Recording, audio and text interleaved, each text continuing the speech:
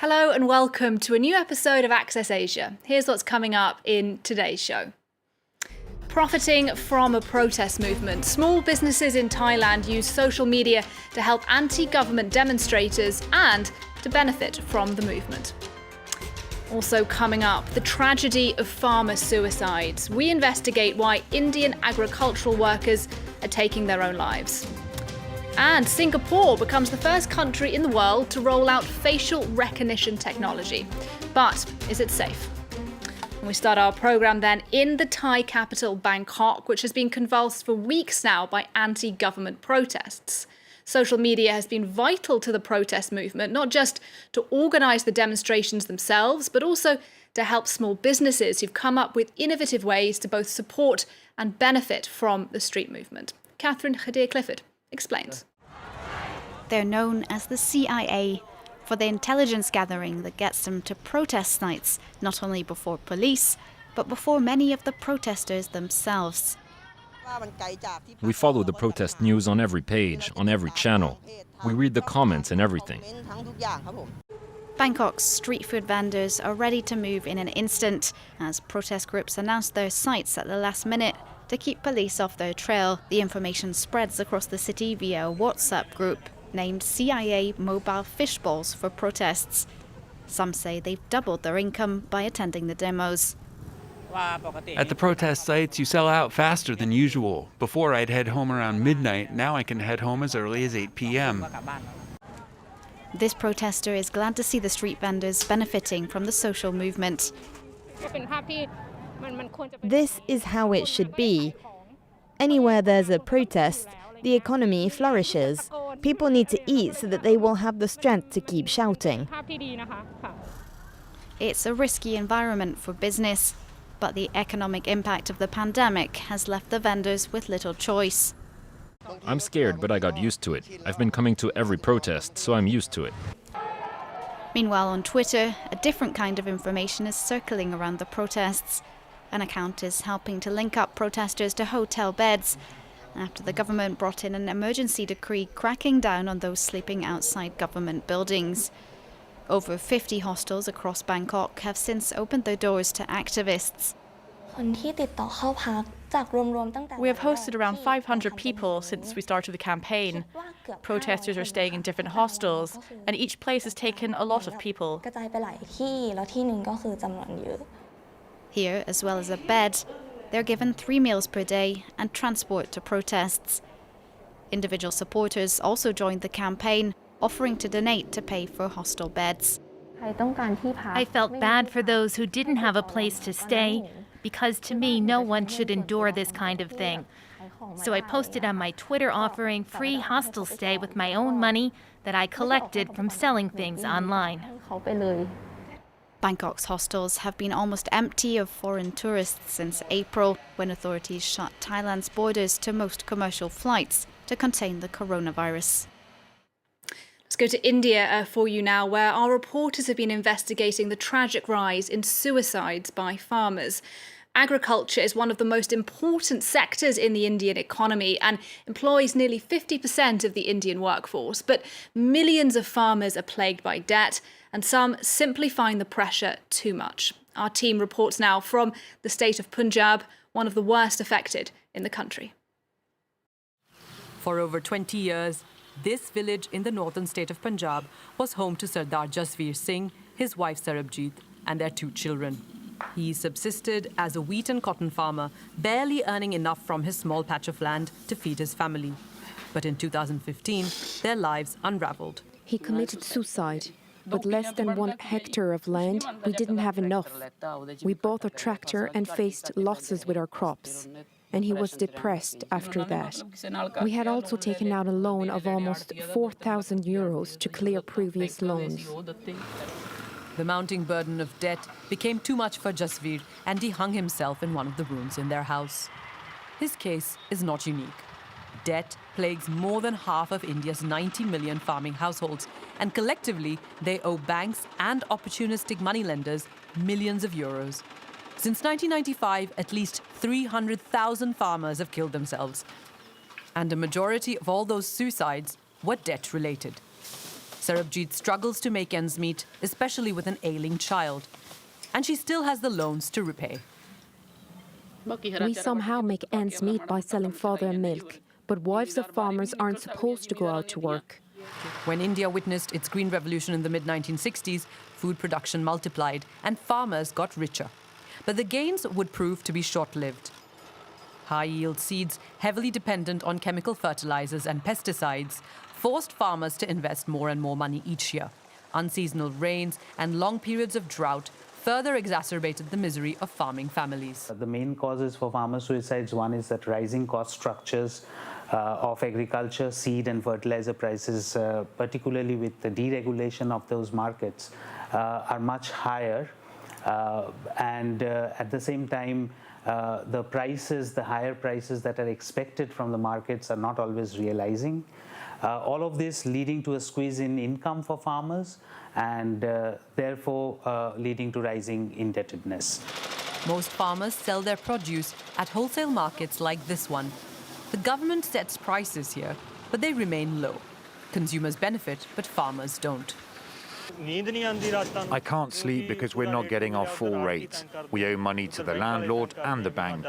Farmers wouldn't have to ask banks for loans if we got the proper pay rate for our crops.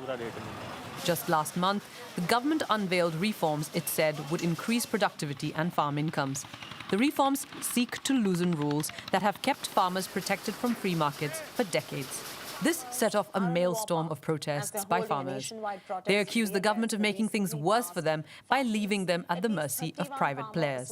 The government insists their reforms will give farmers greater choice.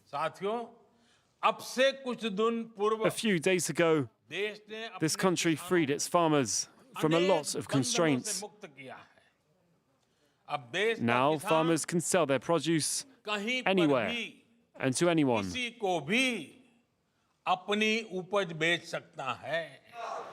Back in Punjab, Kiranjit Kaur, the activist fighting for the widows of suicide victims, is at the forefront of the protests. I think if the central government had been sensitive towards farmers' issues, they wouldn't have behaved like dictators, bringing in these bills unilaterally. They're trying to give away our lands to corporations. As these debates rage on, experts believe India needs to overhaul its farming practices. This farm close to Delhi provides an alternative sustainable model. After 10 years of conventional agriculture, Ujjal Dagar's family switched to organic farming. This is pure organic rice. We got seeds from home, so we don't have to buy seeds from outside. If we had used chemical fertilizers, it would have cost us €170 per half hectare of land. But this is 100% organic, and we're saving all this money. Only 3% of India's cultivable land is currently dedicated to organic production. India urgently needs to oversee a shift towards sustainable modes of production.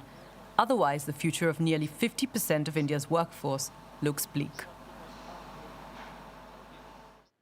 Now, facial recognition technology is becoming increasingly common, featured on smartphones and in airport security. But Singapore is on the verge of vastly expanding its use, putting verification by face at the heart of its national ID scheme. The government says the move will simplify life for millions of people, but privacy experts are concerned. Jean-Emile Jamin has the story. Do away with having to remember all your passwords, access your bank accounts, your taxes, even visit your closest government agency just by using your face. It's the future that awaits Singapore as the country gears up to become the first in the world to use facial verification in its national ID scheme, SingPass. We want to have assurance that the person behind the device is a real person. It's a person who claimed who he is. And there's not an image or a video. Facial verification has already been adopted in various forms around the world, such as unlocking phones and making payments. Governments have also deployed it at airports for security checks on travelers. But Singapore's rollout is one of the most ambitious yet, and the first to attach facial verification to a national identification database. The technology captures a series of photos of a person's face in various lights, with the images then matched against other data, such as national ID cards. passports and employment passes already in the possession of government. For privacy advocates, however, many ethical questions behind the technology remain. We have to be very cautious about whether consent is genuinely, informed and freely given in these kind of contexts, particularly with the power imbalance between yourself and the government, but also between people and the institutions like the banks and others using this kind of technology. But creators of the scheme GovTech are quick to point out that facial verification, unlike recognition, is consensual. It is different from face recognition, which is used, for example, in surveillance. All right? So the big difference between these two is that face verification is an intentional process. It requires the users to present themselves, to provide consent. Furthermore, GovTech has stressed that no data will be shared with third parties, and SingPass users will be left with other options, such as personal passwords, to access services. At its final stages of completion, the technology is being trialled now at several government offices, as well as Singapore's largest bank, DBS. Well, we are nearly at the end of the show, but there is just time to meet the teenager who may be the tallest in the world. Ren Keiyu from China's Sichuan province is only 14 years old, but he's already 7 feet and 3 inches tall. He towers above the other kids in his class, so Ren's parents were initially worried his height may have been something to be concerned about. But after getting the medical all clear, Ren spoke to the Guinness Book of Records, who then travelled to his hometown to formally measure his dimensions. And the winner of the world's tallest teenager will be announced in London in November. Well, that's it for Access Asia this week. Thank you very much for watching, and we'll be back at the same time next week.